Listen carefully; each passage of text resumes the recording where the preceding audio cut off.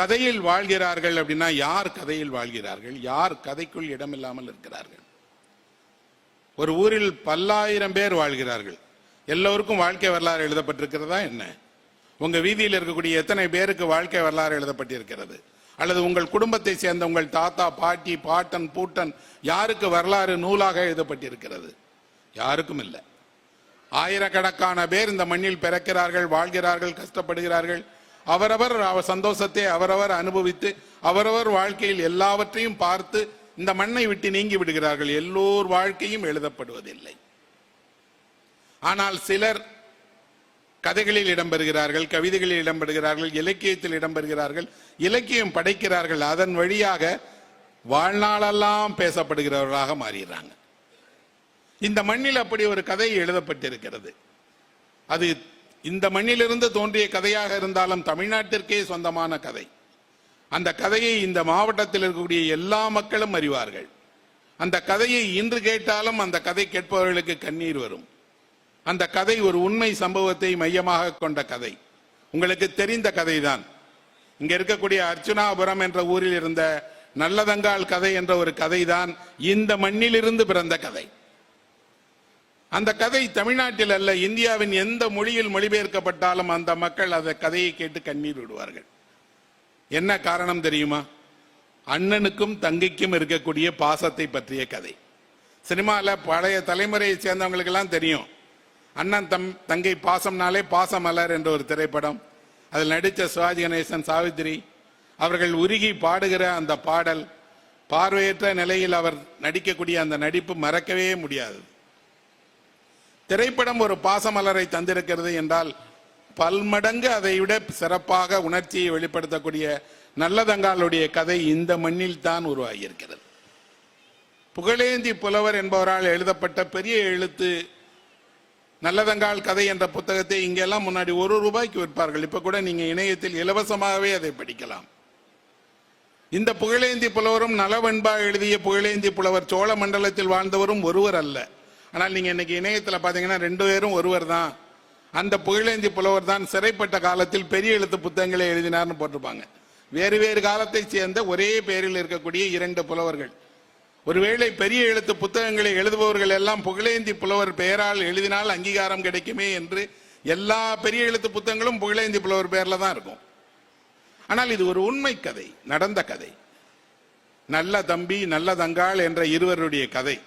இந்த மண்ணில் ஒரு கதை வேரூன்றி வளருகிறது என்றால் அது உண்மையிலிருந்து தான் வளரும். அந்த உண்மை எங்கோ நடந்திருக்கும். எங்கே நடந்தது? அந்த ஊர்ல இருக்கக்கூடிய ஒருவர் தன்னுடைய சகோதரி மீது மிகுந்த பாசம் கொண்டிருக்கிறார். சகோதரியை திருமணம் செய்து கொடுக்கிறார். எங்க திருமணம் செய்து கொடுக்கிறார்? இங்க இருக்கிற மானாமதுரைக்கு திருமணம் செய்து கொடுக்கிறார். ரொம்ப பெரிய தூரம் இல்லை. இன்றைக்கு அல்ல, 2 தலைமுறைகளுக்கு முன்னால் தெரியும். இங்கே வசித்தவர்கள் அல்ல, எல்லா ஊர்லயுமே பெண் கொடுப்பதாக இருந்தால் கூப்பிடுகிற தூரத்தில் அந்த பெண்ணை கொடுக்கணும்னு சொல்லுவாங்க. ராஜஸ்தானில் ஒரு பழமொழி இருக்கிறது, பெண் கண்ணீர் விட்டால் அவள் அழுக்குரல் கேட்கிற தொலைவில் தான் அவளை திருமணம் செய்து கொடுக்கணுமா. அப்பா பொண்ணு அழுதுட்டா உடனே போய் நின்றணுமா, அவ்வளவு தூரத்துக்குள்ள தான் கொடுப்பாங்க. இங்க இருக்கக்கூடிய இந்த அர்ச்சனாபுரத்தை சேர்ந்த அவர் இங்க இருக்கிற மானாமதுரையில் இருக்கக்கூடிய காசி ராஜன் என்பவருக்கு அவளை நல்லதங்களை மனமுடித்து வைக்கிறார். சந்தோஷமான வாழ்க்கை. அவர்கள் என்னெல்லாம் சீர் கொடுத்தார்கள் என்பதை நீங்க அந்த புத்தகத்தில் படிச்சு பாருங்க. ஒரு பெண்ணை மனமுடித்து கொடுக்கும் போது அவளுக்கு சகோதரன் வீட்டு சீர் என்பது என்னவெல்லாம் கொடுக்கப்பட்டது. அவ மலர்களை சூடுவது என்றால் அந்த மலர்களை சூடுவதற்கு மலர்களை கட்டி தருகிற பெண் உட்பட எல்லாரையும் சீரா அனுப்பியிருக்காங்க. அவ்வளவு சீரும் சிறப்புமாக தங்கை போய் வாழ்கிறாள். அவளுக்கு குழந்தைகள் பிறக்கிறார்கள், 7 பிள்ளைகள். அங்க ஒரு பஞ்சம் வருது, 12 வருட கொடும் பஞ்சம். இந்த தலைமுறைக்கு பஞ்சத்தினுடைய கதை தெரியாது, பஞ்சத்தில் இறந்தவர்கள் தெரியாது, பஞ்சம் என்றால் என்னன்னே தெரியாது. சொல்லப்போனா மிகுதியான உணவு, வீணடிக்கப்படக்கூடிய உணவு, தேவைக்கு மேல் அதிகமாக உண்ணுகிற பழக்கம் உள்ள ஒரு தலைமுறையை சேர்ந்தவர்களாக இருக்கிறோம். ஆனால் 2 தலைமுறைக்கு முன்னால், 2 தலைமுறை கூட வேணாம், ஒரு 25 வருஷத்துக்கு முன்னாடி நிறைய பேர் வீடுகளில் அவர்களுக்கு 3 வேளை உணவு இருக்குமானா இருக்காது. உழைப்பவர்கள் மாலையில் மிக தாமதமாக உழைத்து ஊதியம் பெற்று வந்து உணவு தயாரித்து நள்ளிரவில் உண்ணுகிற வீடுகள் எல்லாம் எனக்கு தெரியும். அதுவும் 10 வருடம் 12 வருடம் பஞ்சம் வந்தால் என்ன இருக்கும்னா ஒரு புல் பூண்டு இருக்காது. ஒரு ஆடு மாடுக்கு குடிநீர் இருக்காது, உணவு இருக்காது, பசுவெல்லாம் பசியில் அலறுகிற ஓசை கேட்கும். அந்த மாதிரி இருக்கக்கூடிய தங்கை அண்ணனை தேடி வர்றார்.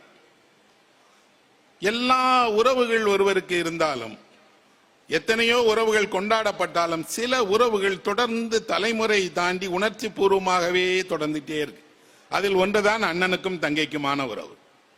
அண்ணனும் தங்கைக்குமான உறவு என்பது அவர்கள் ஒரு தாயினுடைய வயிற்றில் பிறந்த இரண்டு சகோதரர்களைப் போல அல்ல. தங்கையின் மீது அக்காவின் மீது கொண்டிருக்கக்கூடிய பாசம் வேறு என்றால் தங்கையின் மீது கொண்டிருக்கக்கூடிய பாசம் வேற. இப்ப கூட ஒன்றுமே இல்லை. ஒரு முழு தமிழகத்தையும் ஒரே ஒரு நம்பிக்கையை சொல்லி எல்லா அண்ணனையும் தங்கைக்கு ஏதாவது செய்ய வச்சிட முடியும். சில ஆண்டுகளுக்கு முன்பாக அப்படி பச்சை நிற புடவை எடுத்துக் கொடுத்தால் தங்கைகள் எல்லாம் மகிழ்ச்சி அடைவார்கள் என்று தமிழ்நாடே எடுத்தது.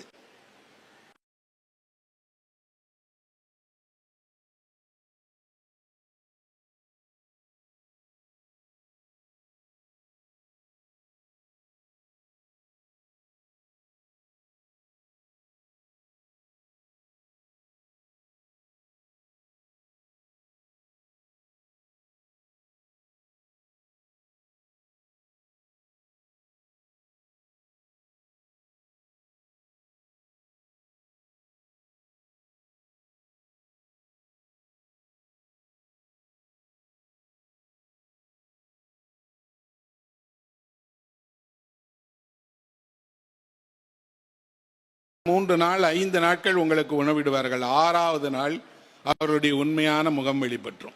சொல்லி காட்டுவார்கள், அவமானப்படுத்துவார்கள், உணவை மறுப்பார்கள். ஆனால் தங்கை நம்புகிறாள், எல்லா அண்ணனை போல அல்ல என் அண்ணன், என் அண்ணன் அப்படிப்பட்டவர் அல்ல என்று. என்ன ஆச்சரியம் என்றால், இந்த உலகத்தில் இன்றைய வரை எல்லா தங்கைகளும் அப்படிதான் நினைக்கிறாங்க. என் அண்ணன் அப்படி நடந்து கொள்ள மாட்டார். யாரோ ஒரு அண்ணன் அப்படி நடந்து கொண்டார் என்றால் என் அண்ணன் அப்படிப்பட்டவர் அல்ல. நிச்சயமாக என் அண்ணன் அவர் வீட்டுக்கு போய் நின்றால் எத்தனை நாளானாலும் என்னை கவனித்துக் கொள்வார், என் பிள்ளைகளை கவனித்துக் கொள்வார், அவர்களுக்கு தேவையான செல்வத்தை எல்லாம் கொடுப்பார். ஆனால் அவளுடைய கணவன் சொல்றான், வேணாமா போகாத. ஆனால் வர்றா. 7 பிள்ளைகளை கூட்டிக் கொண்டு அவள் நடந்து வருகிறாள். குழந்தைகளை கூட்டிக் கொண்டு, அதிலும் இப்படி ஒரு பட்டினி பசியோடு நடந்து வருகிற அந்த பெண்ணினுடைய உருவம் படித்தால் கண்ணில் தெரியுது. இன்றைக்கு எங்கேயாவது நம்ம பார்த்தோம் அப்படின்னா, இங்க இருந்து அந்த முனைக்கு போறதுக்கு ஒரு ஆட்டோ இல்லாம யாரும் போக மாட்டாங்க. காய்கறி வாங்கிட்டு உங்க வீட்டுக்கு திரும்பி வர்றதுக்கு யாருக்கும் நடந்து வருகிற உடல் வலிமை இல்லை. ஆனால் மானாமதுரையிலிருந்து அர்ச்சனாபுரத்தை நோக்கி பஞ்சத்தோடு 7 பிள்ளைகளை அழைத்து கொண்டு ஒரு பெண் நடையாக நடந்து வருகிறாள் என்றால் அந்த துயரம் கண்ணில் தெரியக்கூடிய, பார்த்தாலே கண்ணீர் வர வைக்கக்கூடியது. அவள் வருகிறாள். வருகிற நேரத்தில் அண்ணனை பார்க்கிறாள். அண்ணன் மகிழ்ச்சியாக வரவேற்கிறான். எல்லா வசதியும் செய்து தருகிறேன், நீ இங்கேயே இரு, சரியான பின்னாடி போகலாமா அப்படின்னு தங்க வைக்கிறான். ஆனால் அண்ணன் கொடுத்த வரவேற்பை அவனுடைய அண்ணி கொடுக்கவில்லை. அவளுக்கு பேரே பாருங்க வித்தியாசமா வச்சிருக்காங்க, மூலி அலங்காரி என்று. எங்க கிராமத்துல எல்லாம் இந்த பாவக்கூத்து நடத்துவர்கள் நல்லதங்கால் நடத்துவாங்க. நடத்தும் போது அந்த மூலி அலங்காரியை என்னெல்லாம் கொடுமை செய்தாள் என்றை சொல்லும் போதெல்லாம் அதை பார்த்து கொண்டிருக்கக்கூடிய பெண்களுக்கெல்லாம் அந்த மூலி அலங்காரியின் மீது கோபம் வரும். ஒருவேளை பாதி இவர்களும் அப்படிதான் இருப்பாங்க. ஆனா ஒரு கதாபாத்திரமாக பார்க்கும்போது, அந்த கதாபாத்திரம் நடந்து கொள்வதை கேட்கும் போது நமக்கு கோபம் வரும். அவள் அவமானப்படுத்துகிறாள். நல்லதங்காளை எல்லா வகையிலும் விரட்டுகிறாள், உணவளிக்க மறுக்கிறாள், அவள் பிள்ளைகளை ஏசுகிறாள். அண்ணனுக்கு தன்னால் ஒரு ஏமாற்றம் வந்துவிடக்கூடாதே, தன்னால் பிரிவு வந்துவிடக்கூடாதே, இத்தனை அவமானங்களை தாங்கிக் கொண்டு ஏன் வாழ வேண்டும் என்று முடிவு செய்து 7 குழந்தைகளையும் அழைத்துக் கொண்டு போய் அவள் ஒரு கிணற்றில் தள்ளி தானும் இழந்த அந்த நல்லதங்காள் கிணறு என்பது இன்றைக்கும் இருக்கிறது.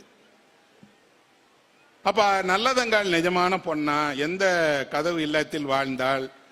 எப்போ வாழ்ந்தாள்? ஏதாவது இருக்கா? இல்லை. ஆனால் 15ஆம் நூற்றாண்டில் எழுதப்பட்ட இந்த கதை 500 வருடமாக நல்லதங்காளை கதையில் வாழ வைத்துக் கொண்டே இருக்கிறது. கதையில் நல்லதங்காள் வாழ்ந்துட்டே இருக்கிறார். நிஜத்தில் ஒருவருக்கு 50 வருஷம் 100 வருஷத்துல அவங்க காணாம போயிடுவாங்க. ஆனா 500 வருடமாக நல்லதங்காள் இருக்கிறார் என்றால் அது நல்லதங்காள் அல்ல. அதன் பின்னால் ஒரு அறம் சொல்லப்படுகிறது. அந்த அறம் என்ன அப்படின்னா, அவள் தன் குழந்தைகளை எல்லாம் கொல்வதற்கு தயாராக இருக்கிறாள்.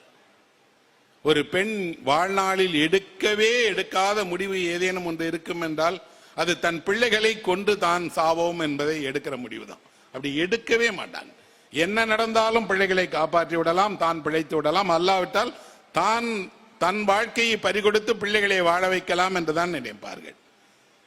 இவள் கிணற்றில் அந்த குழந்தைகளை போடுவார். அந்த நல்லதங்கால் கூத்து பார்த்த எனக்கு தெரியும். அந்த கிணற்றுக்குள்ளாடி அந்த பொம்மைகளை போடுகும் போது அந்த பொம்மலாட்டக்காரரே கண்ணீரோடு தான் சொல்லுவார்.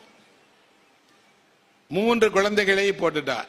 4வது சின்ன சின்ன குழந்தைகள், 4வது 5வது குழந்தைகள் கேட்கும், நாங்கள் மட்டுமாவது இருந்து விடுகிறோம், பசிதானே அம்மா, இனிமேல் சாப்பாடு கேட்க மாட்டோம், கண்ணீர் விட மாட்டோம், யாரிடமும் கையேந்த மாட்டோம், ஒரு செடி கொடியை போல இந்த மண்ணில் எங்கேயாவது ஒரு ஓரத்தில் இருந்துக்கிறோம், எங்களை விட்டுருமா அப்படின்னு கேட்பாங்க.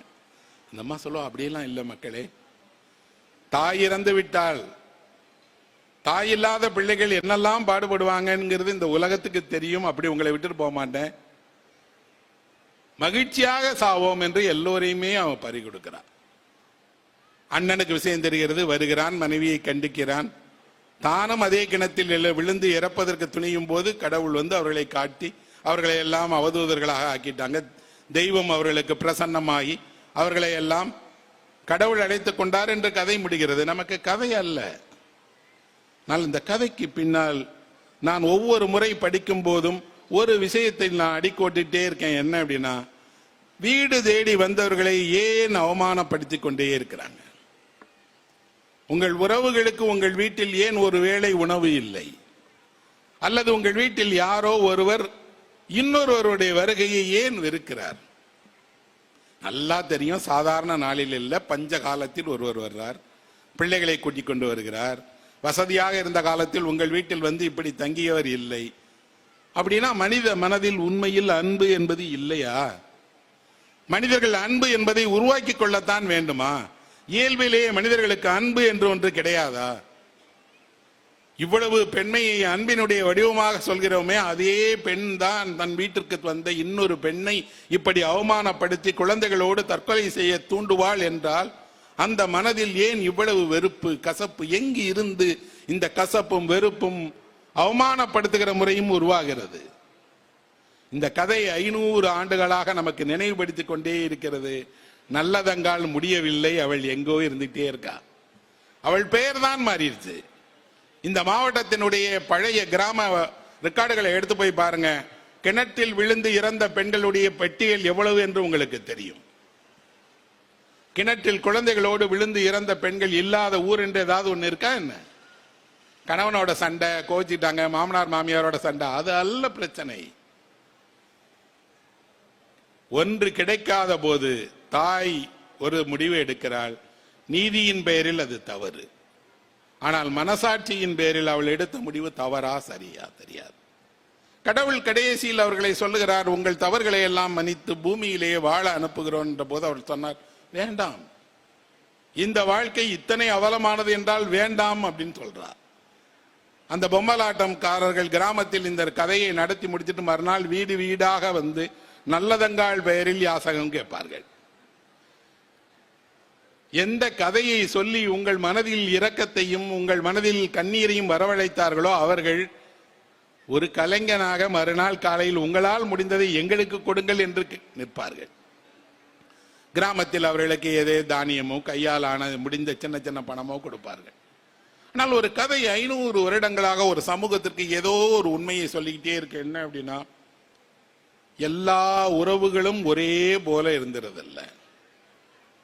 ஆசை ஆசையாக திருமணம் செய்து கொடுத்த ஒரு வாழ்க்கை என்பது ஏதே ஒரு இடத்தில் ஒரு காகிதத்தில் கட்டப்பட்ட மாளிகையை போல கவிழ்ந்து விழுந்துடலாம். இன்னொன்று, இயற்கை பொய்த்து போகிற போது இயற்கை மட்டும் பொய்த்து போய்விடுவதில்லை, மனித உறவுகளும் பொய்த்து போயிருது. சொந்த அண்ணன் தான், அவர் இருந்தால் இதெல்லாம் நடந்திருக்கும்.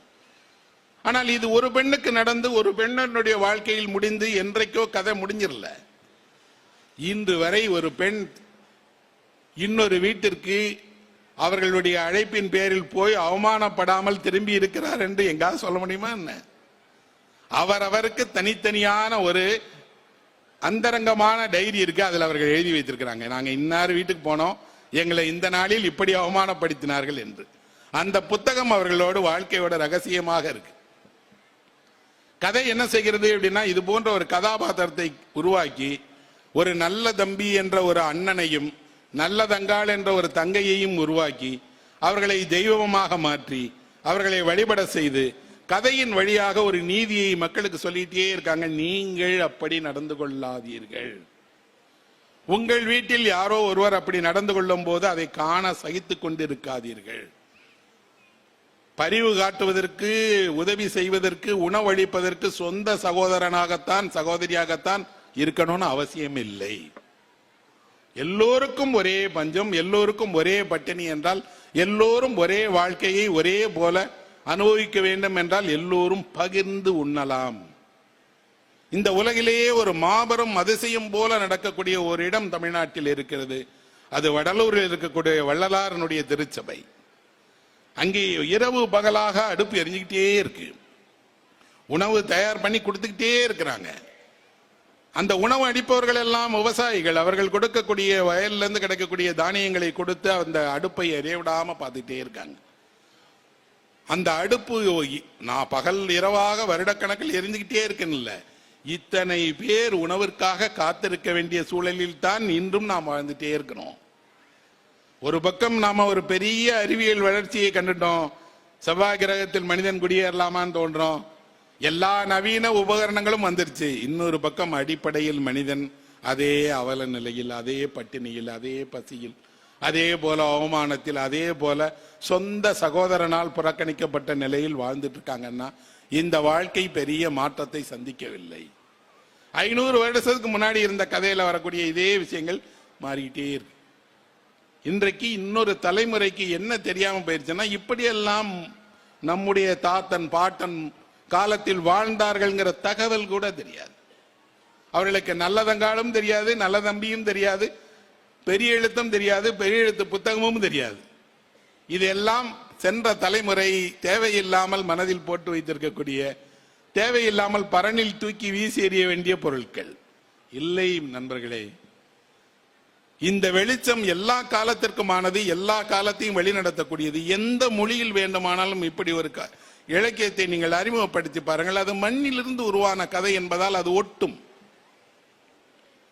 உலகமெங்கும் இப்படி கதையில் வாழ்பவர்கள் நிறைய பேர் மக்கள் மனதில் வாழ்ந்துட்டே இருக்கிறாங்க. சில ஆண்டுகளுக்கு முன்பு லண்டனில் ஒரு பெரிய திருட்டு நடைபெற்றது. அந்த திருட்டை பத்திரிகைகள் எல்லாம் போட்ட போது அந்த பத்திரிகைகளுக்கு வாசகர்கள் கடிதம் எழுதுவாங்க இல்லையா, அதுல ஒரு வாசகர் கடிதம் எழுதியிருந்தார். இது போன்ற திருட்டை நீங்கள் கண்டுபிடிக்க வேண்டும் என்றால் உடனே ஷெர்லாக் ஹோம்ஸை வேலைக்கு அமர்த்துவோம் அப்படின்னு. ஷெர்லாக் ஹோம்ஸ்ங்கிறது ஒரு கதாபாத்திரம். கதையில் வரக்கூடிய ஒரு துப்பறிவாளர், நிஜமான துப்பறிவாளர்களுக்கு கதையில் வரக்கூடியவர் தான் நேர்ல வரணும்னு சொல்றான். அந்த அளவுக்கு ஒரு கதாபாத்திரம் ஒரு தேசத்தில் உண்மையை கண்டுபிடிக்கக்கூடிய ஒரு மனிதனாக இருக்கு. 2 மாதங்களுக்கு முன்பாக எனக்கு ஒருவர் ஒரு நாள் காலையில் அழைத்தார். சார், நான் ஒரு ஊருக்கு போயிருந்தேன், அங்க உங்க கதையில் வரக்கூடிய ஒரு கேரக்டரை பார்த்தேன், அவர் கூட பேசிட்டு இருந்தேன் அப்படின்னு சொன்னார். என்ன சொன்னார்னு, சார் நீங்க பழனியப்பன் ஒருத்தரை பத்தி எழுதியிருக்கீங்க, அந்த பழனியப்பனை நான் மீட் பண்ணிட்டேன், பழனியப்பன் நிறைய விஷயங்களை என்கிட்ட ஷேர் பண்ணாரு அப்படின்னு சொன்னார். நான் சொன்னேன், நான் அப்படி பழனியப்பன் எழுதியிருக்கேனே சொன்ன தவிர நீங்க சொன்ன ஆளை எழுதலை அப்படின்னு சொன்னேன். சார், அவரே சொல்றாரு என்னை தான் எழுதியிருக்காருன்னு, நீங்க இல்லைன்னு சொல்றீங்களே அப்படின்னாரு. நான் சொன்னேன், அவர் சொல்லலாங்க, ஆனா எழுதுன நான் சொல்றேன் அவரே இல்லை அப்படின்னு. இல்லை சார், அவரை தான் சொல்லிவிட்டு அவர் நினைக்கிறார் கதாபாத்திரங்கள் எல்லாம் எங்கோ பேர் இல்லாமல் வாழ்ந்துட்டு இருக்கிறாங்க. எழுத்தாளர்கள் அவர்களுடைய வாழ்க்கையை எடுத்து கொண்டு வந்து வேறு பேரில் அல்லது கொஞ்சம் இடத்தை அல்லது சூழலை மாற்றி வெளியிடுறாங்க. கதையில் வரக்கூடிய கதாபாத்திரங்கள் யாரும் கற்பனையானவர்கள் அல்ல, நிஜமானவர்கள். இப்ப கூட ஒரு மக்கள் ஒரு கதை படிக்கிறாங்கன்னா, கதை படிக்கும் போது அவர்கள் என்ன நினைக்கிறாங்கன்னா, இதெல்லாம் எங்கேயோ நடக்குது அல்லது நடந்துட்டு இருக்கு, நடந்தது. அவர்களை இவர்கள் பெயர்களை மாற்றி எழுதியிருக்காங்கன்னு நம்புறாங்க. இந்த உலகில் ஒரு ரோமியோ ஜூலியட் தோன்றவில்லை, ஆனால் கதையில் ஒரு ரோமியோ ஜூலியட் வந்ததுனாலேயே ரோமியோ ஜூலியட் வந்துட்டே இருக்காங்க. அம்பிகா அமராவதி கதையெல்லாம் கதையில் உருவானதுதான். அப்படி நிஜமா நடந்ததா சோழ நாட்டில்? எதுவும் இல்லை. ஆனால் அவர்கள் எழுந்துட்டே இருக்கிறாங்க. ஒரு கண்ணகி நிஜமான பெண்ணா? கோவலன் குறிப்பிட்ட ஊரில் குறிப்பிட்ட இடத்தில் வசித்த நிஜமான மனிதனா? நமக்கு தெரியாது. ஆனால் இலக்கியம் அவர்களை நிஜமான மனிதர்களைப் போல, நிஜமான கதாபாத்திரங்களைப் போல, நிஜமான வாழ்க்கையில் நடக்கக்கூடிய எல்லாவற்றையும் சொல்ல வைப்பதால் அவர்களை நிஜம் போல நம்மளும் பார்க்கிறோம். அதிலும் ஷேக்ஸ்பியர் போன்ற ஒரு உலகையே வியக்க வைக்கக்கூடிய மாபெரும் எழுத்தாளர், நாடக ஆசிரியர், அவர் எழுதிய எல்லோருமே நம்ம எல்லோருக்கும் தெரிஞ்சவங்களா இருக்காங்க. மேக்பத்தை, ஹாம்லெட்டை, சீசரை, பலரையும் இன்னைக்கு ஜனங்கள் அவர்களுக்கு தெரிந்த அறிந்த பக்கத்து வீட்டிற்காரரை போல, ஊரை சேர்ந்தவரை போல தெரிந்து வைத்திருக்கிறார்கள் என்றால் கதாபாத்திரங்கள் அல்ல. அவர்கள் கதையில் உருவான கதையில் உருவான மனிதர்கள், அவர்களுக்கென்று ஒரு தனி வாழ்க்கை இருக்கு. ஷேக்ஸ்பியருடைய மேக்பெத் அப்படிங்கிறதை நான் என்னுடைய கல்லூரியில் பாடமாக படித்தேன். ஆனால் அந்த மேக்பெத் என்பவர் வெறும் கதையில் வரக்கூடிய, நாடகத்தில் வரக்கூடிய கதாபாத்திரம் அல்ல. நம் வாழ்க்கையில் எப்பவுமே நாம சில நேரங்களில் மேக்பெத்தா நடக்கிறோம், ஹாம்லெட்டா நடக்கிறோம். ஒவ்வொரு முறை நடந்து கொள்ளும் போதும் இது மேக்பெத்தினுடைய பார்வையாயிற்றே என்று நமக்கு தெரியுது. யார் மேக்பெத்? அவனுக்கே ஒரு அரசாட்சி கிடைக்க போகிறது, அவனுக்கே அரசு சொந்தமாக போகிறது. அரசர் அதை சொல்வதற்காக அவன் வீட்டுக்கு வர்றார். மறுநாள் அல்லது அடுத்த நாள் அவன் ஒரு குறுநில மன்னனாயிடுவான். ஆனால் ஆத்திரப்பட்டு அந்த இரவு வீட்டில் தங்கிய விருந்தாளியாக வந்தவரை அவனே கொலை செய்கிறான். கொலை செய்ததோடு அந்த கொலையை மறைக்கிறான். மறைத்ததோடு அதிகாரத்தை கைப்பற்றி தானே அரசனாயிடுறான். எப்பெல்லாம் உங்களுக்கு தானாக கிடைக்க வேண்டிய தருணம் வருகிறதோ அதை அவசரப்பட்டு நீங்களாக கையில் எடுத்தால் அது குற்றமாகத்தான் நடக்கும். அந்த குற்றத்தை நீங்கள் தான் உருவாக்குகிறீர்கள், அது தானாக உங்களுக்கு வரும். ஆனால் நீங்க காத்திருக்கல. ஏன் மேக்பெத் அப்படி நடந்துக்கிறான்? கிடைக்காம போயிடும் அப்படின்னு. பலருக்கும் இந்த வாழ்க்கையில் இருக்கக்கூடியது அவநம்பிக்கை என்னன்னா, எனக்கு அது கிடைக்காம போயிடும் சார், எனக்கு பதவி கிடைக்காம போயிடும் சார், எனக்கு வேலை கிடைக்காம போயிடும். அவசரப்பட்டு ஒரு அடி தவறாக முன்னெடுக்கிறான். அவன் கொலை செய்ததல்ல, விருந்தாளியாக வீட்டுக்கு உறங்கிக் கொண்டிருந்த ஒருவரை கொன்றதுதான் குற்றம். குற்றத்தில் மன்னிக்க முடியாத குற்றம் என்ன என்றால், உங்களை நம்பி உங்கள் வீட்டில் அவர் ஆழ்ந்த உறக்கத்தில் இருக்கிறார், முழிச்சிட்டு இருக்கல. அப்படின்னா அவர் என்ன நினைக்கிறார்? இது என் வீடு, நான் மேக்பெத்தினுடைய வீட்டில் அல்ல, என் வீட்டில் உறங்கிக் கொண்டிருக்கிறேன் நினைக்கிறார். மேக்பெத்தினுடைய மனைவியினுடைய பெயர் லேடி மேக்பெத். அவளுக்கு ஒரு பெயர் கூட ஷேக்ஸ்பியர் கொடுக்கல. அந்த லேடி மேக்பெத் சொல்றா, இவரை இப்பயே நீ கொல்லலைன்னா நாளைக்கு நீ மன்னரா இல்லாம ஆயிடுவ, இல்லாம போனா திரும்பி உனக்கு இந்த வாய்ப்பு கிடைக்காது, இன்னொரு முறை நம்ம வீட்டுக்கு அவர் உறங்க மாட்டார், கொன்று விடு அப்படின்னு சொல்றார். மேக்பெத் சொல்றான், நீயே கொன்றேம்மா, என்னால கொல்ல முடியாதுமா, அவர் தான் என்னை உருவாக்கினார், படை தளபதியாக்கினார், போர் நடத்த செய்தார், வெற்றியை கொண்டாடுகிறார், எல்லாம் செய்திருக்காரேம்மா அப்படின்னு. அந்த பொண்ணு அதுக்கு ஒரு நல்ல பதில் சொல்றா. ஷேக்ஸ்பியர் ஏன் உலகத்தினுடைய தி கிரேட்டஸ்ட் ரைட்டர்னு நம்ம சொல்றோம் அப்படின்னா, அந்த பொண்ணு சொல்றா, அவர் உறங்கும் போது என் தந்தையை போல இருக்கிறார் அப்படின்னு சொல்றா. எனக்கு அதை படித்த போது தோணுச்சு, அப்ப நாம உறங்கும் போது நம்ம யாரை போல இருக்கிறோம்? ராமகிருஷ்ணன் உறங்கும் போது ராமகிருஷ்ணனை நினைவு எடுத்துக்கிறாரா? நீங்கள் உறங்குகிற குழந்தைகளை வேடிக்கை பார்க்க கூடாது என்று பெரியவர்கள் சொல்லுவாங்க. ஏன்னா உறங்குகிற குழந்தை தெய்வத்தின் சாயலில் இருக்குமா, தெய்வத்தோடு உரையாடி கொண்டிருக்குமா. இப்ப கூட நீங்கள் உறங்குவது பாருங்க, உங்க பிள்ளை உறங்குறத பாருங்க, உங்களை போலேதான் உங்க பையனும் உறங்கிட்டு இருப்பான். அப்போ ஒருவர் உறங்குகிற போது அவளுடைய தந்தையினுடைய ஜாடையில் இருப்பதால் அவள் கொல்ல தயங்குகிறாள். மேக்பெத்துக்கு அந்த தயக்கம் இல்லை, கொலை பண்ணியதான். யாருக்கும் தெரியாது, உலகம் தெரியாது. இந்த உலகில் பலரும் நம்புகிற ஒரு விஷயம் என்ன என்றால், ஒரு குற்றத்தை உலகத்திற்கு தெரியாமல் மறைத்து விட்டால் அது உலகின் கண்ணிலிருந்து முற்றிலும் மறைஞ்சிரும்னு நினைக்கிறாங்க. மறையவே மறையாது. உங்கள் மனசாட்சி அந்த குற்றத்தை என்றைக்கும் நினைவுபடுத்திட்டே இருக்கும். மேக்பெத்தை உலகம் அல்ல, அவன் மனசாட்சி தான் சொல்லுகிறது, உன் கையில் படிந்த இரத்த கரையை எத்தனை கடலில் கழுவினாலும் போகாது. அப்ப மேக்பெத் நமக்கு ஒரு உண்மையை சொல்லுகிறான் என்றனா, 5 நிமிடத்தில் ஒரு குற்றம் நடந்தேறிவிடும், ஆனால் ஆயுளெல்லாம் அதுக்கு நீ தண்டனை அனுபவிக்கணும். அனுபவிப்பதோடு எந்த பதவியை கிடைத்தால், அதிகாரத்தை கிடைத்தால் எல்லா மகிழ்ச்சியையும் நீ அடையலாம் நினைச்சாயோ அந்த மகிழ்ச்சி கிடைக்கவே கிடைக்காது. அரசனாயிரம் எல்லா விருந்து நடக்கிறது, விருந்து மண்டபத்தில் உட்கார்ந்து இருக்கும் போது இவனுக்கு கையில ரத்த கரை கண்ணில் பட்டுட்டே இருக்கு. அப்போ கதையில வரக்கூடியவர் தான் மேக்பெத், நாடகத்தில் வரக்கூடியவர் தான் மேக்பெத். ஆனால் அவர் யாருக்கு நினைவுபடுத்துகிறார்? எல்லோருக்கும் ஒன்றை நினைவுபடுத்துகிறார், உங்களை நம்பி வந்தவரை ஒருபோதும் இப்படி வன்கொலை செய்யாதீர்கள், நம்பிக்கை துரோகம் செய்யாதீர்கள், அதிகாரத்தை பெறுவதற்காக குற்றம் புரியாதீர்கள். குற்றம் உலகம் அறியாமல் இருந்தாலும் உங்கள் கைகளில் இரத்த கரையை படிய வைக்கும் என்ற உண்மையை சொல்லிட்டே இருக்கு. அப்படின்னா ஷேக்ஸ்பியரனுடைய கதாபாத்திரம் ஒன்று வாழ்நாளெல்லாம் மனிதனை போக்கி அவனுக்கு அறிவுரை சொல்வதற்காக வழிகாட்டுவதற்காக இருந்துகிட்டே இருக்கதான் நினைக்கிறேன். மலையாளத்தில் ஒரு எழுத்தாளர், புகழ்பெற்ற எழுத்தாளர், அவர் ஒரு பள்ளி ஆசிரியராக இருந்து எழுத்தாளரானவர். அவருடைய பெயர் காரூர் நீலகண்டன் பிள்ளை என்று. ஒரு பெரிய எழுத்தாளர்.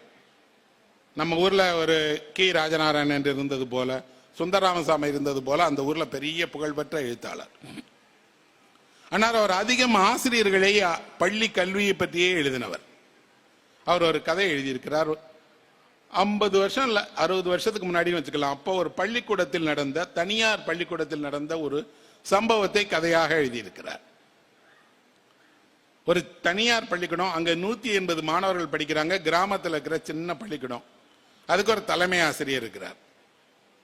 இந்த பள்ளிக்கூடத்துக்கு வரக்கூடிய மாணவர்கள் எல்லாம் என்ன செய்வாங்க அப்படின்னா, மதிய உணவு கிடையாது, காலை உணவு கிடையாது, அதெல்லாம் அரசு வழங்குகிற இப்போதைய திட்டங்கள்.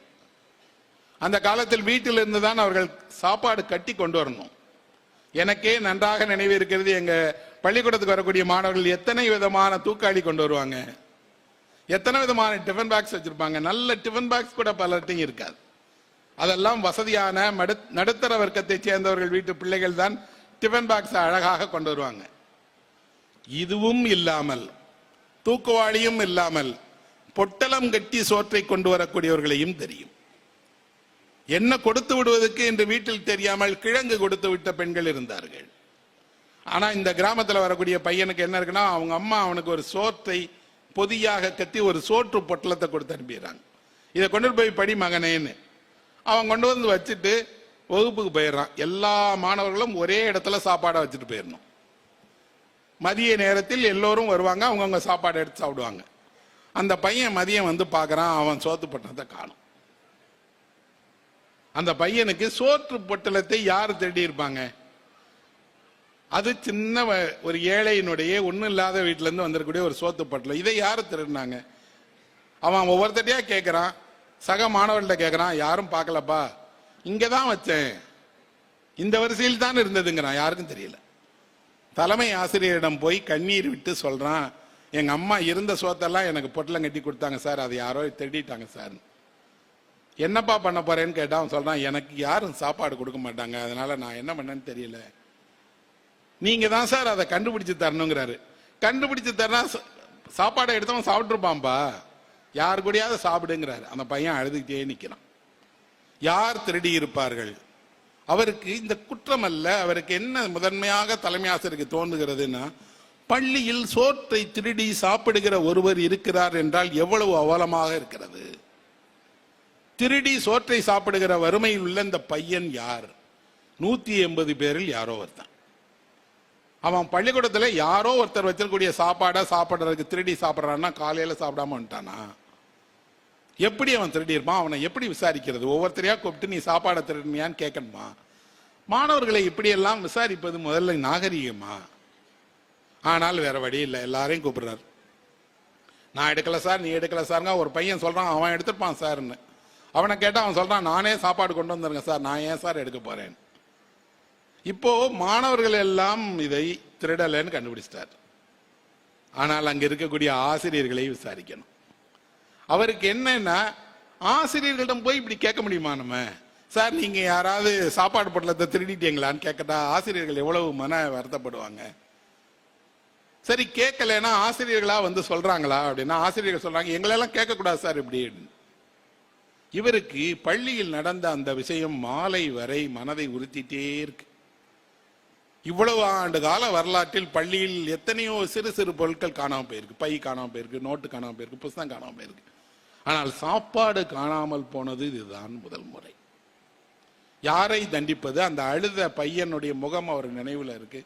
ஒரு மதிய உணவு இல்லாமல் அம்மா கொடுத்த உணவை யாரோ திருடிட்டாங்கன்னு அழுத அந்த பையனுக்கு நாம என்ன சமாதானம் சொல்வது? யாரும் இல்லை, யாரும் திருடல. ஆனா அந்த இது எங்க போச்சு? பள்ளி முடிந்து எல்லாரும் வீட்டுக்கு போயிடுறாங்க, அவரும் வீட்டுக்கு போறாரு. அன்று இரவு அந்த பள்ளியினுடைய மேனேஜருக்கு ஒரு கடிதம் வருகிறது. அந்த கடிதத்தை எழுதியது யாருன்னா தலைமை ஆசிரியர். அவர் எழுதுகிறார், என்னுடைய இத்தனை ஆண்டு கால பள்ளியினுடைய வாழ்க்கையில் இப்படி ஒரு விஷயம் நடந்ததே கிடையாது. நான் உண்மையில் யாருக்கு வருத்தப்படுறதுன்னு தெரியல. பசங்களுக்கா, பசங்களை இப்படி சாப்பாடோட அனுப்புற தாய்மார்களுக்கா, குடும்பத்திற்கா, அல்லது திருடி உண்ணுகிற பையனுக்கா, யாருக்கு வருத்தப்படன்னு தெரியாது. ஆனால் எனக்கு இதை கையாள தெரியாத ஒரு தலைமை ஆசிரியராக இருக்கிறேன்னு குற்ற உணர்வோடு இருக்கேன். அந்த அழுத பையனுடைய முகம் என் நினைவில் வந்துட்டே இருக்கு, என்னை தொந்தரவு செய்கிறது. அதனால் நான் ஒரு உண்மையை ஒத்துக்கொள்கிறேன், நான் தான் அந்த உணவை திருடியவன். யார் சொல்றா? பள்ளிக்கூடத்துடைய தலைமை ஆசிரியர்.